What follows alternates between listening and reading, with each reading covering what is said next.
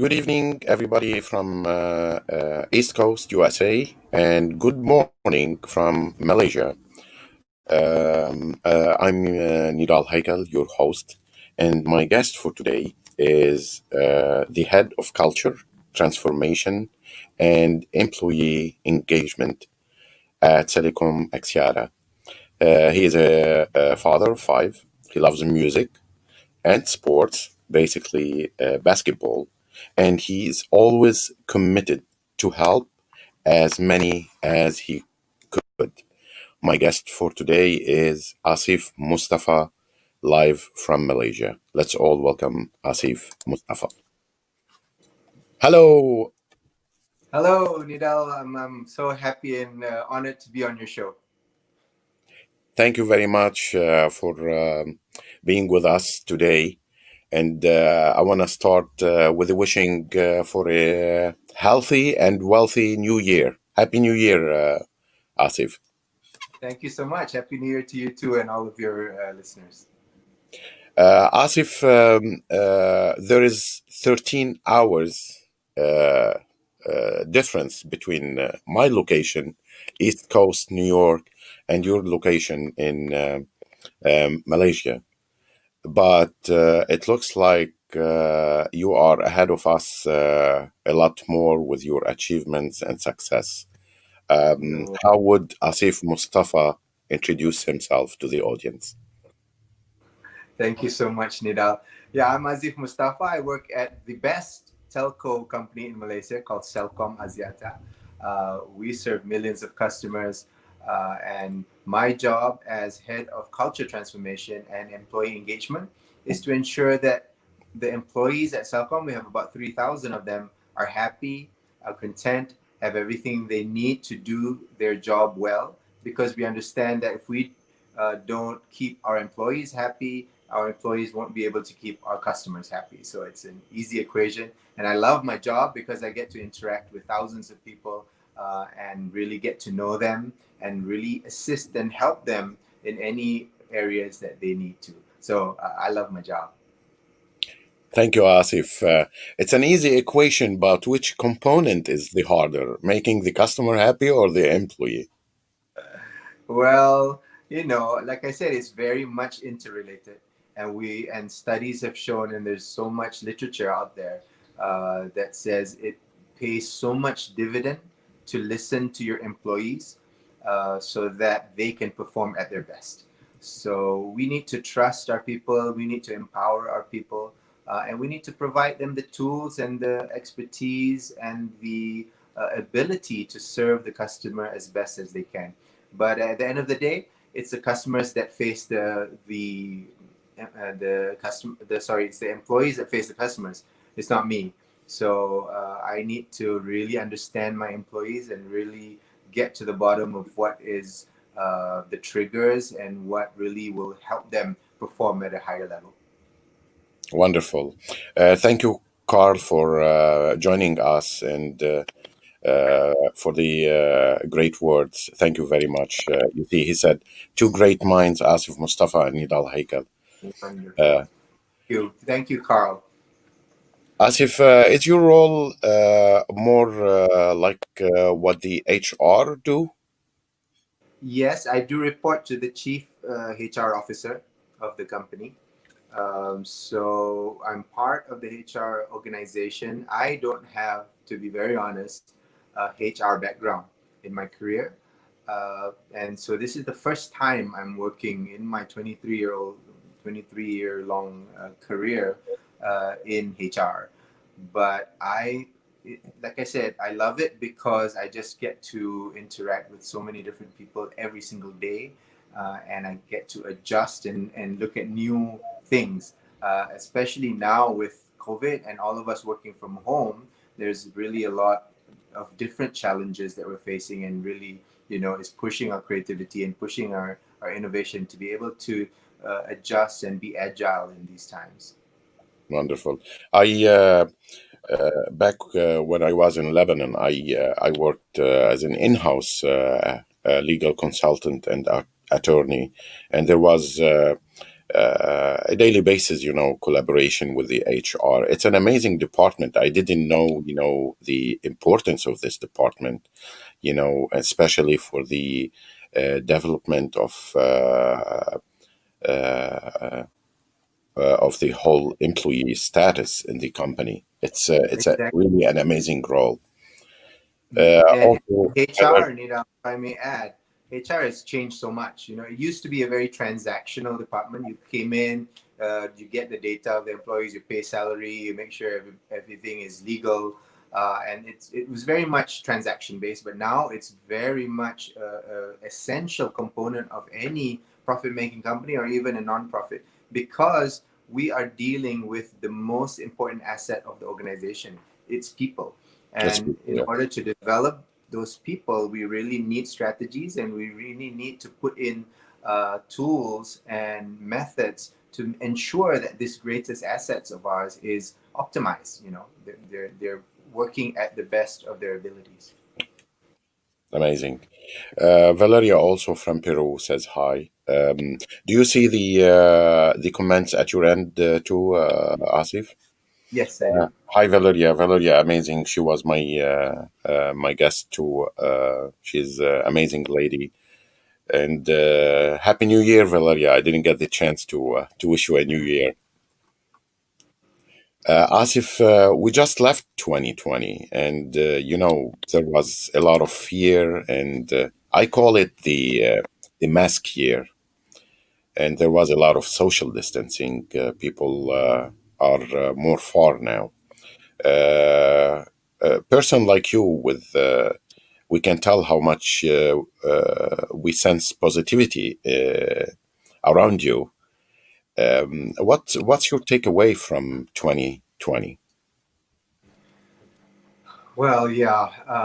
I mean, I'm very blessed because I work in a stable, large company where our products and our services, telecommunications, is very much needed despite uh, the pandemic.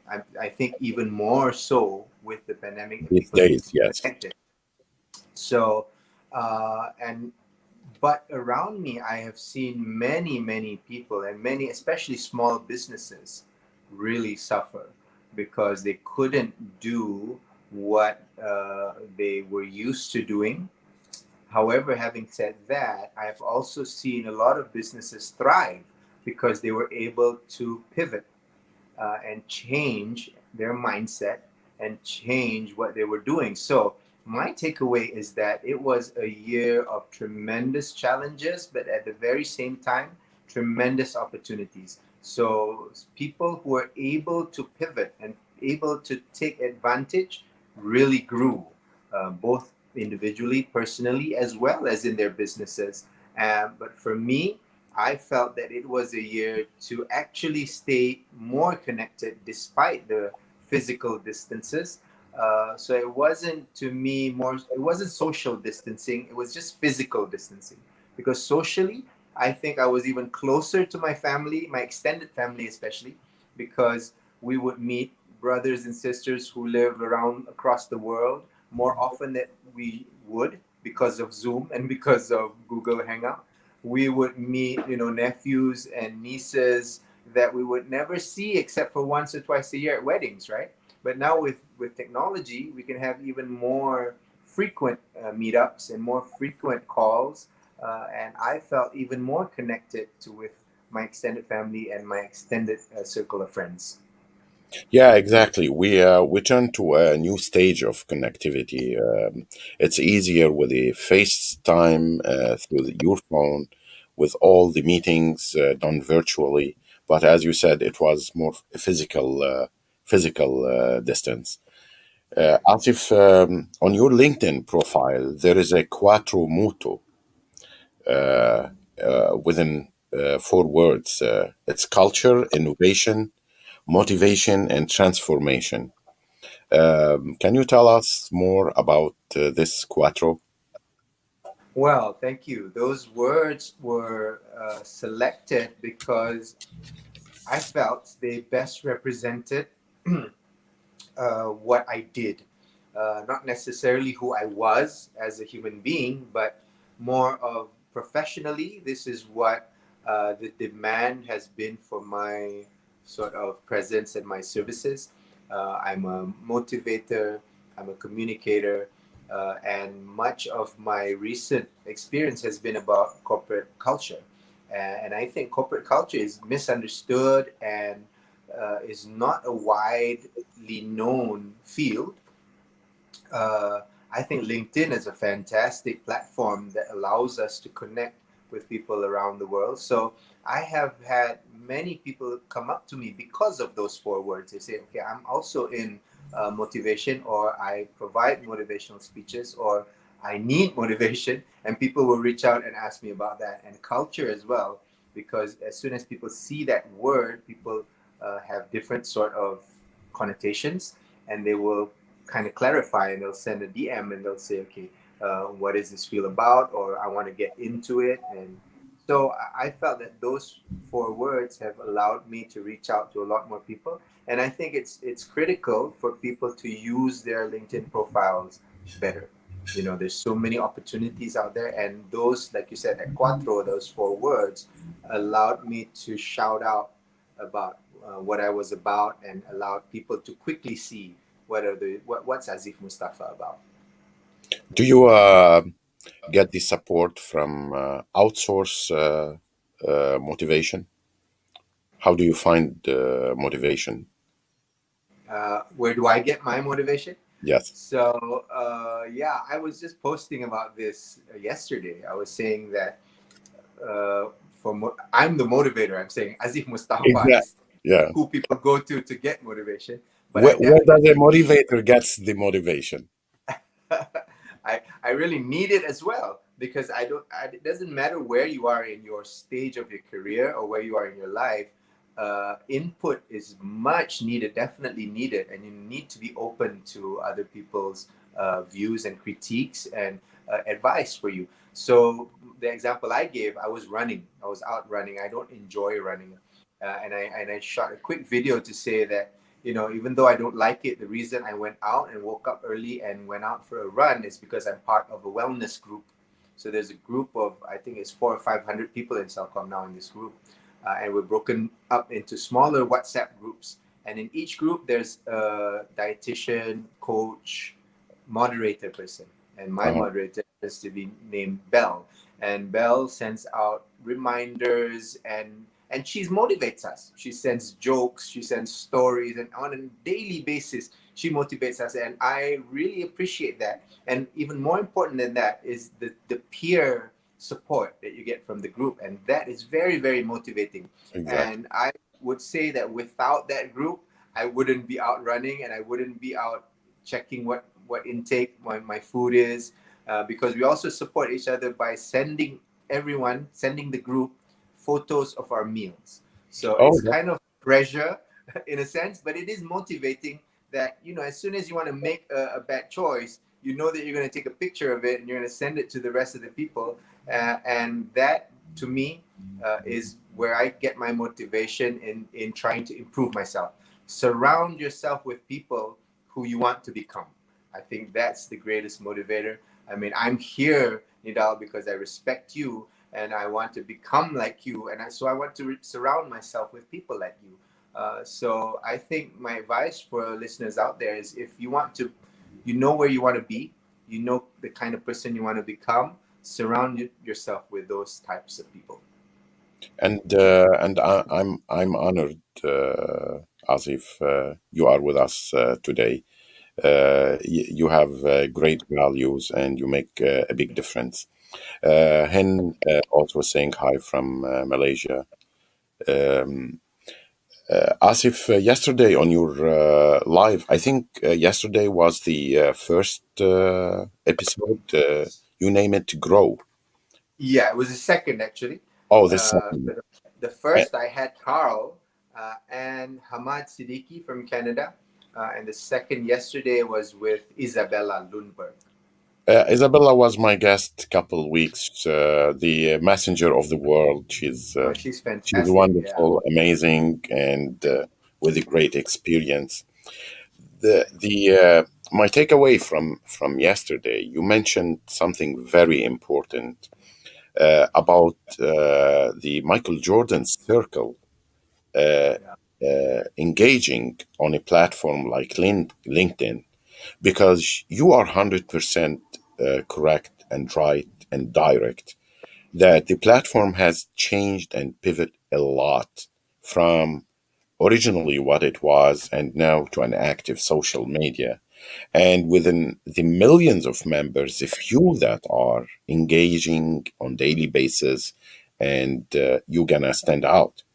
My question is, what's your leads to jump on such opportunity, because it's a real opportunity. it is. It is. And uh, what I'd like to say is that there are best practices already. It's not as if you need to reinvent how to be successful on LinkedIn today. I mean, of course, it's always changing, but again, the same story I'm telling about finding a group in health, for example, or finding a group in sports. You introduced me by saying that I enjoy basketball, and I do. And I'm in my We have fifth series of life. we, I'm 52, 53 this year, but I still play in a team, and we play in a league, and that pushes me, and that gives me this feeling of being part of something bigger than myself. And LinkedIn is exactly like that. You need to find a team, you need to find a group that will be able to push you and help you along the line. And you need to look for mentors. And even though I'm at this stage of my career and I've been everywhere, I look for mentors that are able to help me and show me the way in order to improve this immense opportunity, like you said. Because we could do it alone, and we could try, and we could do trial and error. It may take us 3, 4, 5 years to figure something out. But there are people who have paved the way, who have blazed the path, and who have figured out what is successful and what is not. And if you find somebody like that, hold on to their coattails and let them pave the way, and you just follow. And you can really accelerate your growth if you find somebody that is able to help you that way. it looks like these days it's more about the discipline and the consistency, because as you said, we are not inventing the wheel again. It's already there. Just show up and follow Yes. a little bit tips. And also yesterday you offered for profile reviews, as because as I introduced you, you aim to help as much as you can.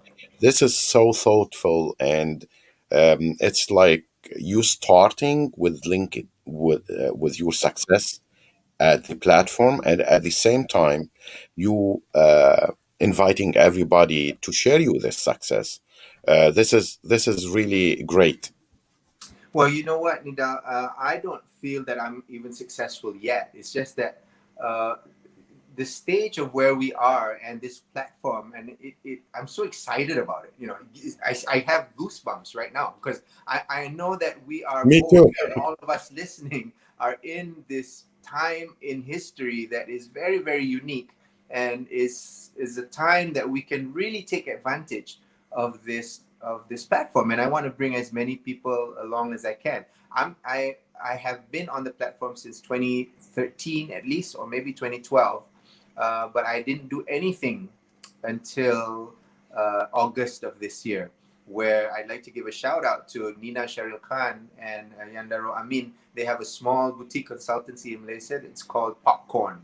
And one of the main products that they do is assist people and train people on how to use LinkedIn. So she came to Celcom, where I work, and she was talking about this, and she was showing me some data, and I was blown away. I said, I didn't know this. I'm on LinkedIn, but I didn't know any of this. Yeah. And the thing she said is what you mentioned. You said show up and be consistent. So I did. I didn't follow any group. I didn't do anything. There's a lot of published information out there.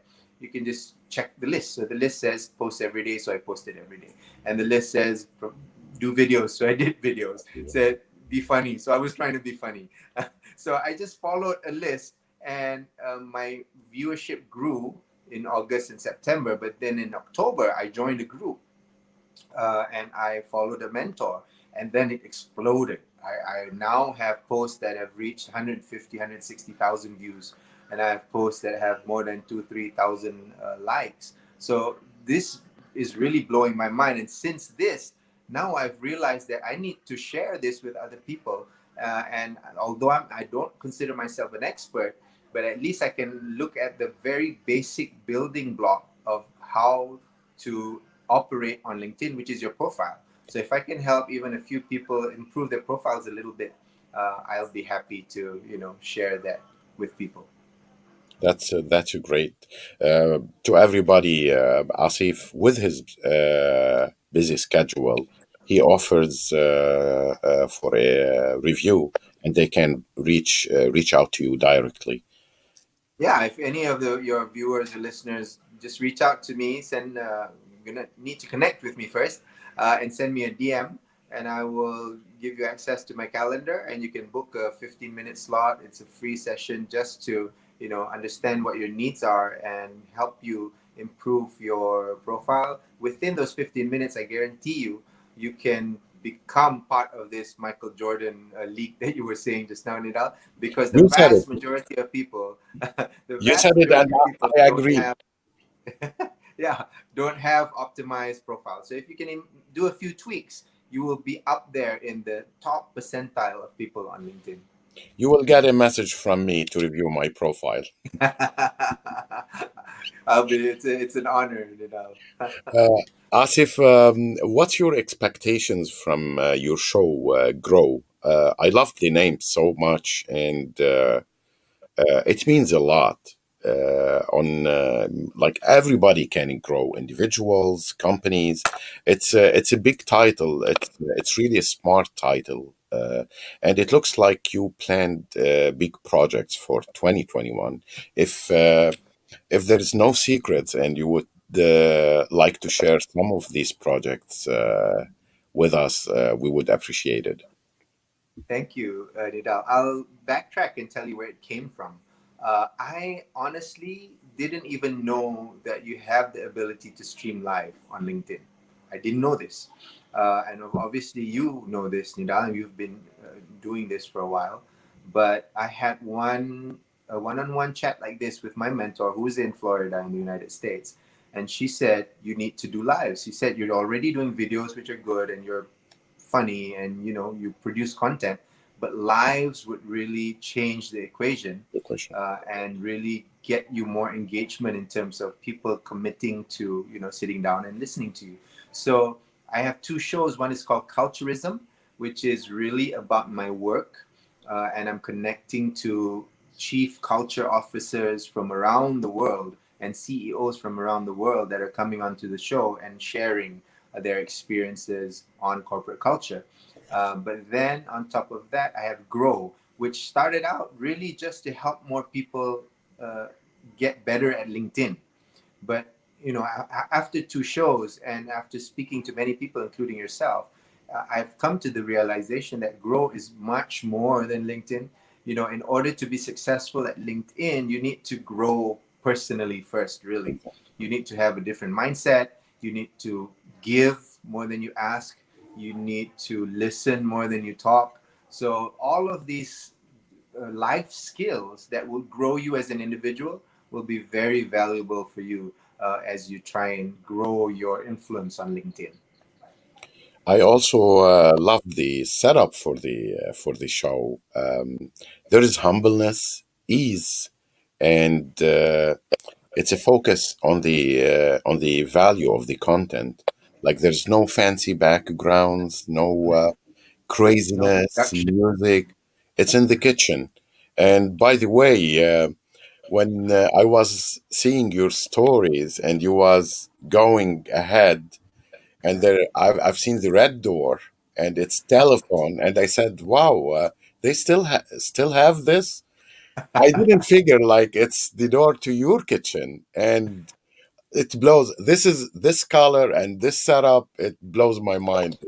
it's it's right behind me. Well, I painted it red, and my wife was like, "That looks like a London phone booth." Exactly, yeah, So exactly. So when it was time to build kind of a metal grill as a security door, Uh-huh. I worked with a small engineering company surrounding. I live basically surrounded by small villages where I live in Sepang, which is very near the Sepang International Airport, the KL International Airport in Malaysia.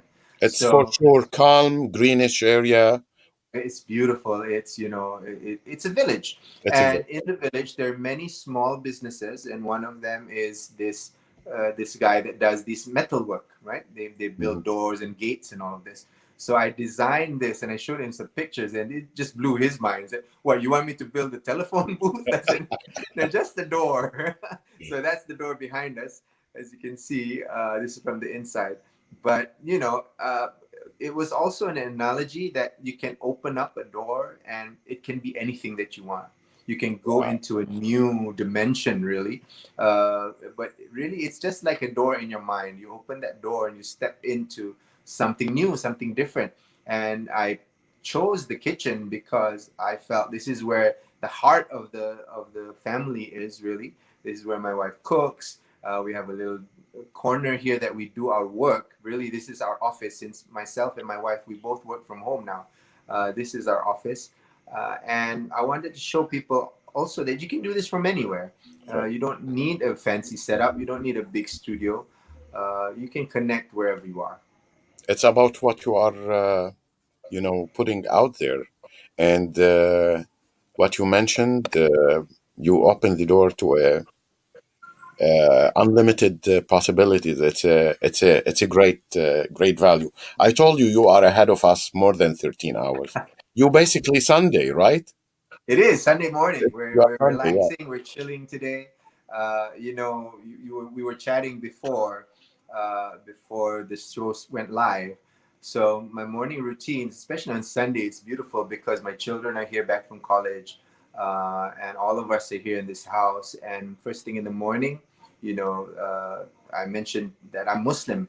So first thing in the morning, we wake up for dawn prayers, which is really early and it's dark, and I wake all the kids up, and we have, it's just a beautiful moment that it's so quiet in the world, and MashaAllah. it's so dark, nobody's moving, but we are there gathered as a family, and we're sitting down, in appreciation that there's a higher power, and there's we're so small in this universe, but we are together as a unit, as a family, and I mean, those moments are so precious to me. It's And beautiful. this is, brings the. By the way, we assign it for 30 minutes. Is it okay if we go a little bit more? I know you No might problem. have commitments, but anytime you want, like, cut it No off. problem. I'm good. I'm good. It's Sunday morning. We're happy here.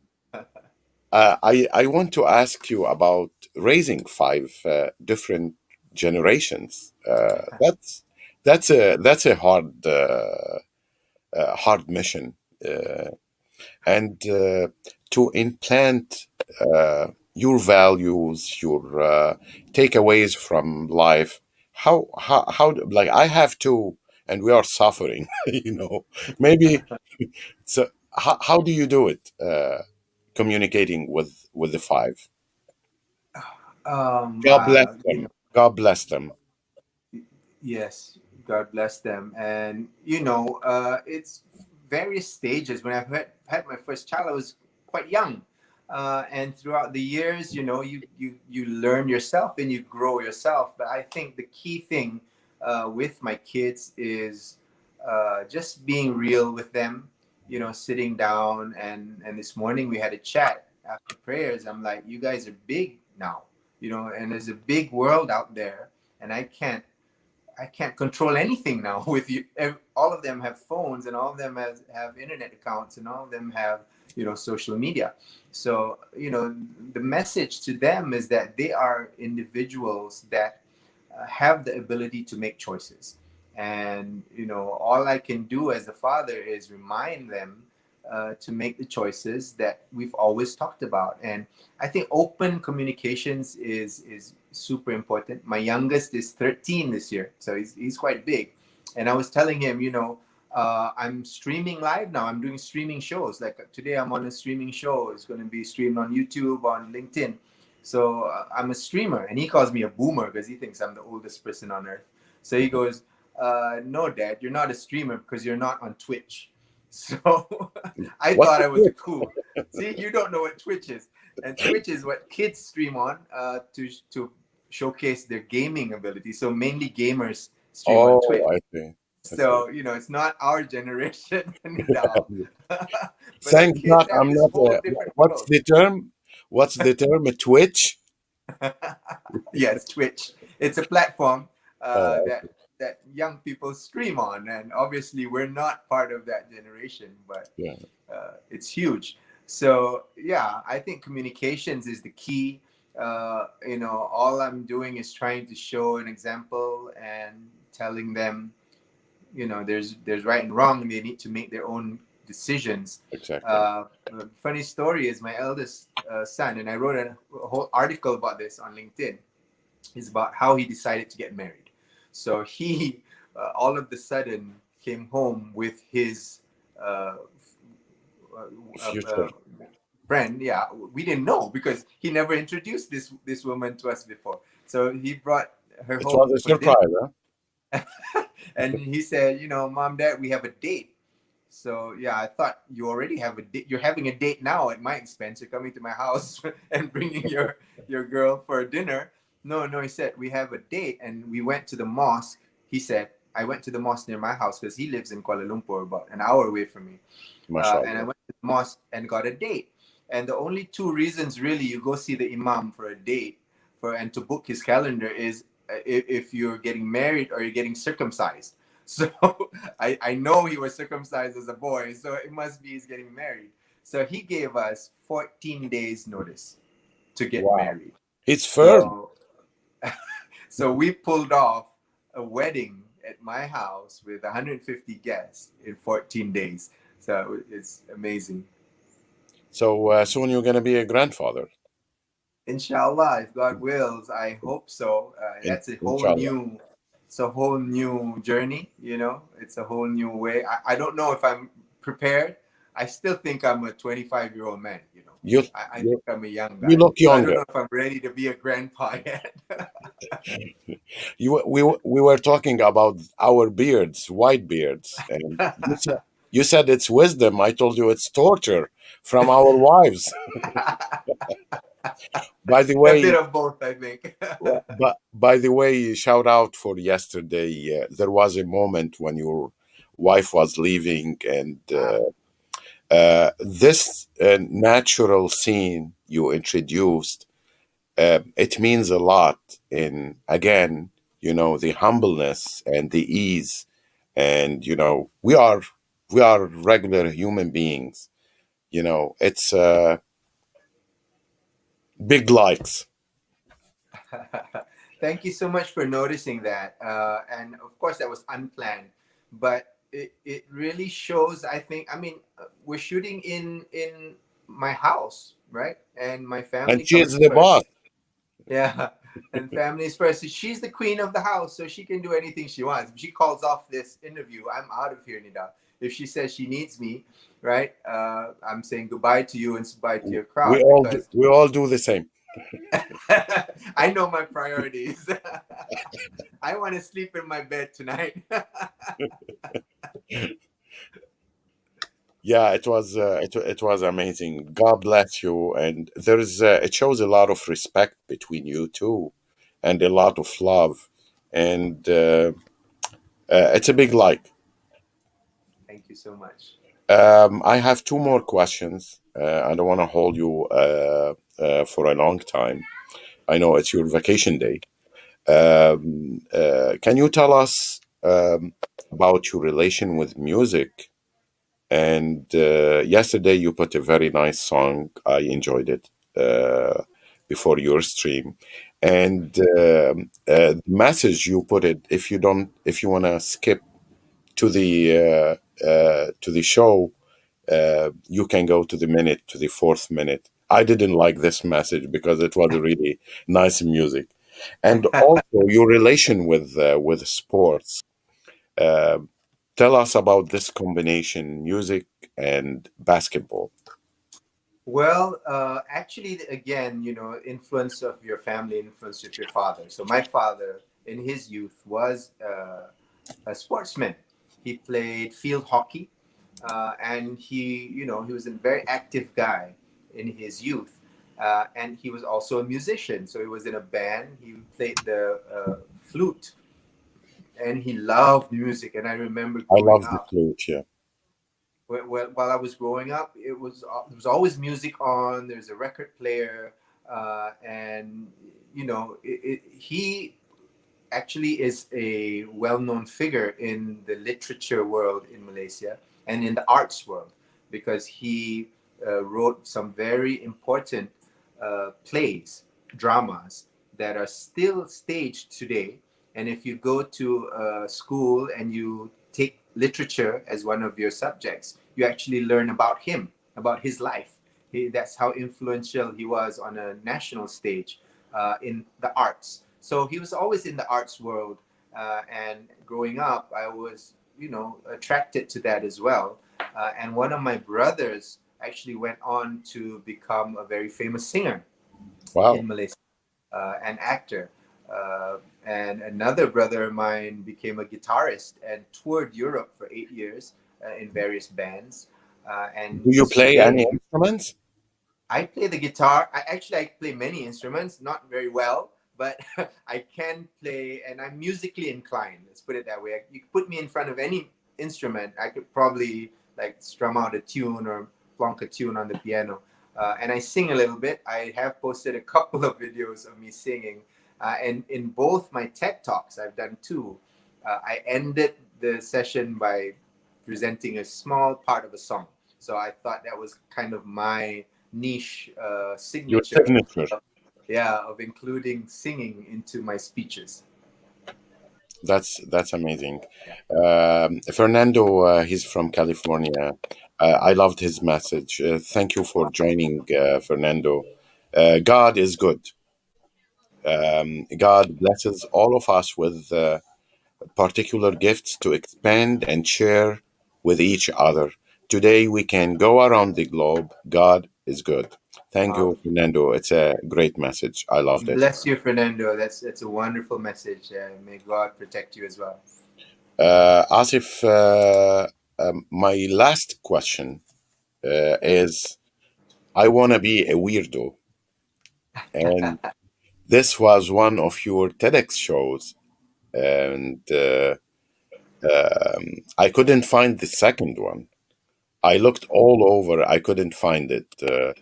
You owe me the second one. I will give you the and link. and by the way, thank you for subscribing to my YouTube channel. It means the world to me. Thank you very much.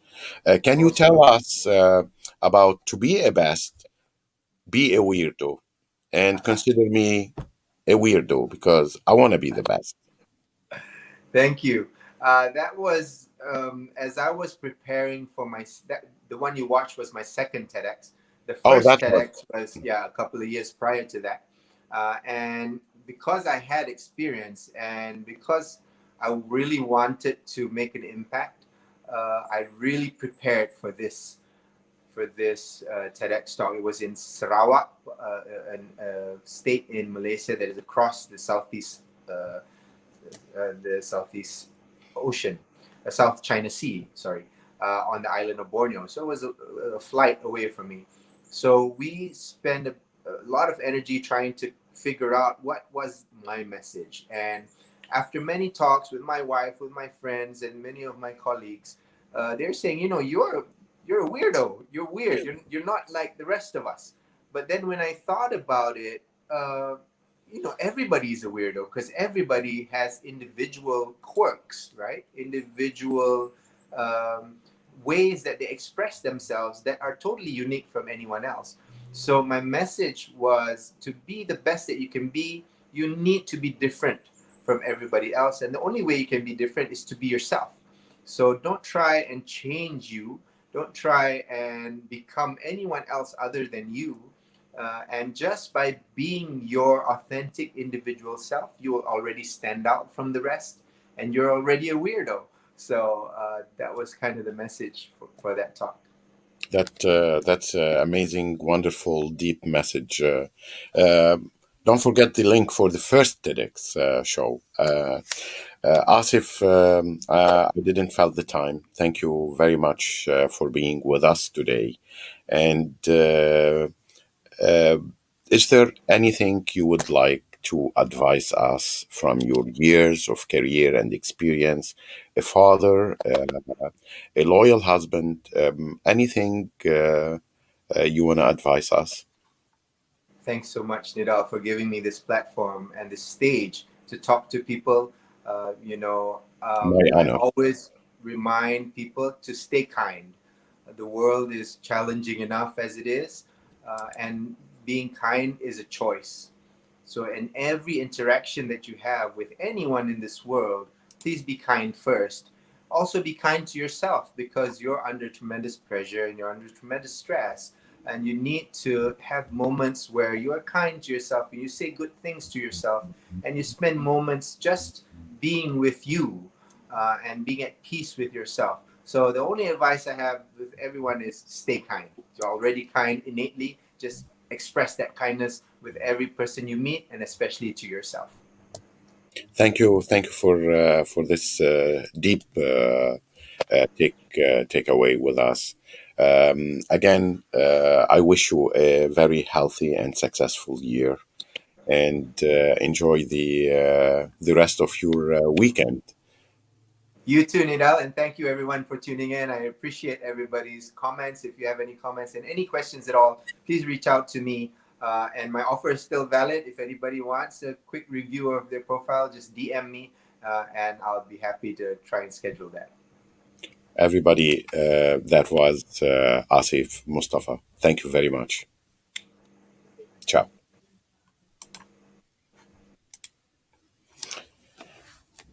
Thank you, everybody, for joining us for this lovely session. Asif is amazing guest with a lot of experiences and a lot of lessons. As usual, I want to finish this live stream on LinkedIn and on my YouTube channel with a saying: be strong, but not rude, and be kind, but not weak. Thank you very much, everybody, and enjoy the rest of your weekend. This is Nidal Haykal. Good night.